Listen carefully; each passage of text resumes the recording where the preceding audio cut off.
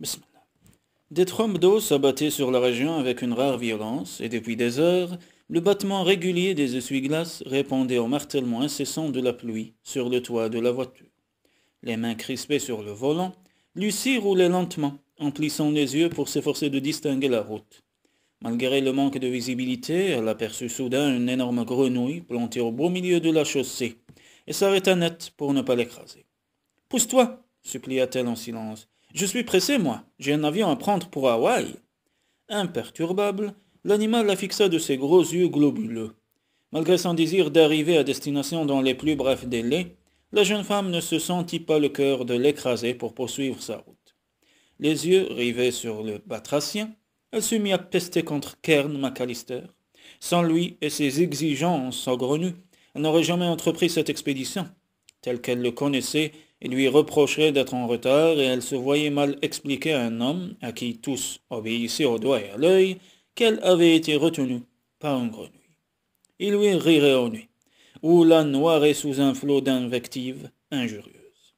Enfin, la grenouille daigna remuer, elle fit un bond de côté et disparut dans le fossé. Trop aimable, grommela Lucie en se redémarrant. Toutes les terres à des kilomètres à la ronde appartenaient à Kern McAllister, et malgré le paysage brouillé de pluie, on devinait que la région était magnifique. À l'arrière-plan se dressaient de majestueuses montagnes, dominant de leur masse imposante des collines aux riches pâturages, qui descendaient en pente douce vers la côte de Saphir, ainsi nommée en raison de la couleur profonde du Pacifique par beau temps. Par beau temps, cette pensée la ramena à Hawaï et un soupir lui échappa. Demain commenceraient les vacances qu'elle programmait depuis des mois.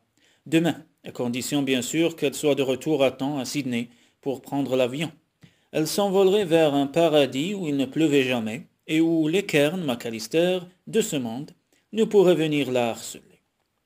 Les coureurs de jupons qui brassaient des millions inspiraient un profond mépris à Lucie. Or, Kern McAllister appartenait sans contexte à cette catégorie. Elle avait beau se répéter qu'il ne s'agissait que d'un client, rien n'y faisait. L'individu l'exaspérait, sa morgue, son assurance, sa vie sentimentale agitée, tout le lui rendait odieux. Irritée qu'il envahisse ainsi ses pensées, la jeune femme s'obligea à penser à ses vacances, les premières depuis la mort de Mickey. 2 ans déjà, 2 longues années durant lesquelles, tout en luttant contre le chagrin, elle s'était obligée, sans enthousiasme, à poursuivre la carrière de juriste à laquelle la destinaient ses études. Pour oublier, pour s'étourdir, elle s'était jetée dans le travail avec un acharnement qui confinait au désespoir.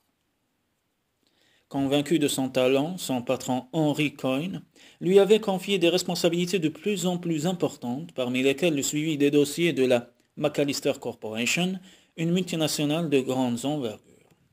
Henry Coyne, ayant été victime d'une crise cardiaque, c'était elle qui avait défendu Kern McAllister lors du difficile procès en paternité qu'on lui avait intenté, 3 mois par avant.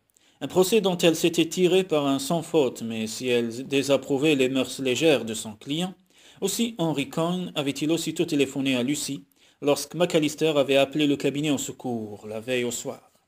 Kern a besoin d'un conseiller juridique, avait-il déclaré. Un nouveau problème au sujet de sa reconnaissance en paternité. Je l'appelle immédiatement. Ce n'est pas un coup de fil qu'il demande, il veut un avocat chez lui, à McAllister Point. Lucie avait réprimé un soupir découragé. Elle ne s'était pas octroyé un instant de répit depuis 2 ans, et avec le surcroît de travail provoqué par la maladie d'Henri, elle se sentait au bord de l'épuisement. Le surmenage la guettait, et seule la perspective de ses vacances à Hawaï lui avait permis de tenir le coup. Ces dernières semaines. Physiquement, elle n'était plus que l'ombre d'elle-même, ses yeux déjà grands semblaient manger son visage trop pâle, et elle avait beau se vêtir comme les autres femmes du cabinet, les tailleurs sévères dont elle s'affublait ne faisaient que renforcer l'impression de fragilité qui émanait d'elle. Quand elle se contemplait dans une glace, elle avait parfois l'impression de regarder une adolescente qui se serait amusée à essayer les vêtements de sa mère ou de sa grande sœur. J'ai réservé un billet pour Hawaï, sur le vol de demain soir, avait-elle fait valoir à son patron. Aucun problème. Vous effectuerez l'aller-retour dans la journée et rentrerez à temps pour attraper votre vol. De toute façon, vous ne pouvez pas vous dérober, vous êtes la seule à connaître l'affaire sur le bout des doigts. Et puis, quand Cairn McAllister donne un ordre, il attend qu'on l'exécute sur le champ. N'oubliez pas que la défense de ses intérêts occupe la moitié du cabinet. Revenons au présent. Lucie scruta le paysage à travers l'épais rideau de pluie. Elle roulait dans la propriété de McAllister depuis une bonne demi-heure et la maison ne devait plus être loin. D'après la carte, elle se trouvait sur un promontoire situé sur la droite. Si seulement ce déluge voulait bien s'arrêter, elle pourrait se repérer. Elle sentit soudain qu'elle roulait sur une grille placée en travers de la route afin d'empêcher le bétail de s'échapper. La carte indiquait un pont juste après la grille. Celui-ci apparut dans son champ de vision peu après. Il s'agissait d'une solide construction de bois, mais un torrent furieux remplaçait le paisible ruisseau qu'il était censé enjamber. Impressionnée, Lucie faillit faire demi-tour, puis elle se remémora les paroles d'Henri. Quand Cairn McAllister donnait un ordre, il l'attendait qu'on l'exécute sur le champ. Elle franchit donc le pont avec un soupir résigné, en faisant une prière pour qu'il ne soit pas emporté par une brusque montée des eaux. Presque aussitôt, une longue bâtisse émergea du brouillard de pluie. Blanche, de proportions gracieuses, la maison lui sembla étonnamment accueillante, en dépit du temps sinistre. Sans doute cette impression chaleureuse était-elle due aux milliers de roses qui envahissaient le jardin. À l'évidence, quelqu'un à McAllister Point nourrissait une véritable passion pour les roses.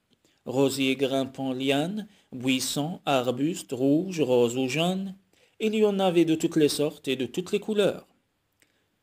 Gorgées de pluie, les fleurs dégageaient un parfum puissant et entêtant auquel se mêlait la fragrance salée de l'océan et celle plus épicée des eucalyptus.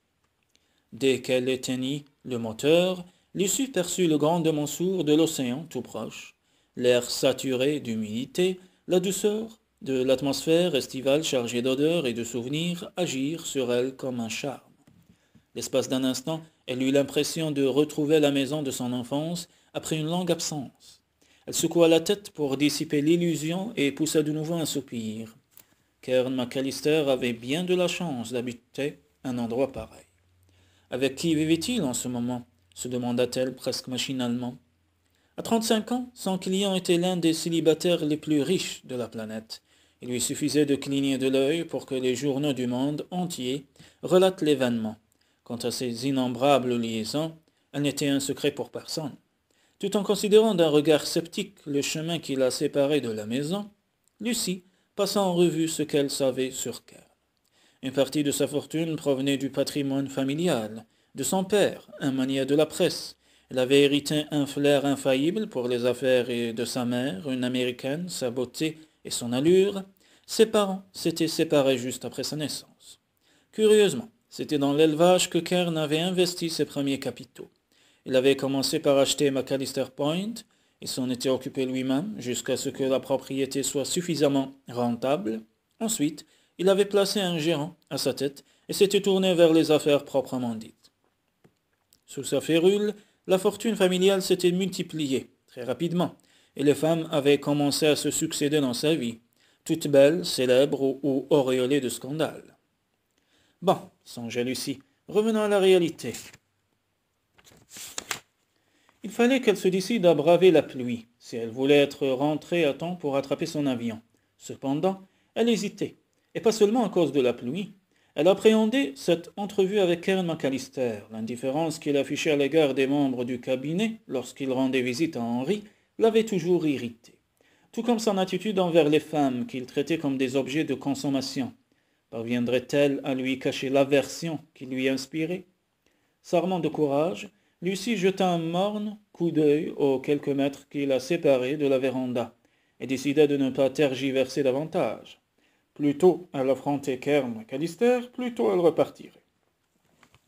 On lui avait tellement parlé de la fortune McAllister que Lucie s'attendait qu'un maître d'hôtel l'introduise dans la demeure d'un air pompeux avant de la livrer à une armée de valets de pied. Cependant, lorsqu'elle appuya sur la sonnette, le tintement se répercuta à l'intérieur de la maison sans aucun résultat. Nul serviteur ne vint montrer le bout de son nez. En revanche, une petite boule de poils noirs et blancs déboucha en aboyant de l'arrière de la maison et se jeta sur elle, laissant 2 magnifiques empreintes boueuses sur son tailleur. Le chien, un collet à peine vieux de quelques mois, semblait tellement content d'avoir de la compagnie que Lucie ne put s'empêcher de lui sourire. Comme chien de garde, tu me parais un peu trop amical. J'espère au moins que tu pourras me guider jusqu'à ton maître. » Pour toute réponse, l'animal agita la queue frénétiquement. Désemparée, Lucie repoussa une de ses longues mèches blondes en arrière. Il devait bien y avoir quelqu'un, tout de même. Certes, elle avait rendez-vous à 14 heures, et il était 14h30, mais Colonel McAllister devait bien se douter que le mauvais temps l'aurait retardé. Après avoir sonné une dernière fois sans plus de résultat, elle se dirigea d'un air maussade vers l'arrière de la maison, le chien sur ses talons. En chemin, elle perçut un son, ténu d'abord, puis de plus en plus précis, comme un pleur d'enfant. Elle crut d'abord être le jouet de son imagination, mais lorsque les faibles cris se muèrent en hurlements, elle ne put que se rendre à l'évidence. S'agissait-il du fils que Colonel McAllister avait refusé de reconnaître, jusqu'à ce que le test en paternité lève le doute? Impossible. Jamais Colonel n'accepterait de voir cet enfant. Lucie marqua une pause devant la porte arrière avant de frapper d'une main hésitante. Là encore, personne ne répondit. En revanche, les sanglots s'intensifièrent pour devenir franchement désespérés. Fallait-il entrer ou non? Elle décida que oui, il serait tout de même stupide d'avoir fait tout ce trajet pour rebrousser chemin sans avoir vraiment cherché à trouver quelqu'un. Lucio jappa d'un air suppliant, mais Lucie fut intraitable. Désolé mon grand, chacun pour soi. Comme elle le supposait, la porte ouvrait sur la cuisine. Une fois à l'intérieur, elle la referma soigneusement pour empêcher le chien d'entrer. « Il y a quelqu'un » hasarda-t-elle timidement. Seuls les pleurs lui répondirent. Se guidant au son, Lucie traversa plusieurs pièces. Il y avait si longtemps qu'elle n'avait pas entendu un bébé pleurer, depuis Mickey. Serrant les dents, elle chassa la vision douloureuse du visage de son fils et continua sa progression jusqu'à ce qu'elle eût repéré la pièce d'où les cris s'échappaient. Après avoir frappé par acquis de conscience, elle poussa la porte et se figea. À l'intérieur de la pièce, un cow-boy tenait dans ses bras un bébé au visage congestionné par la fureur.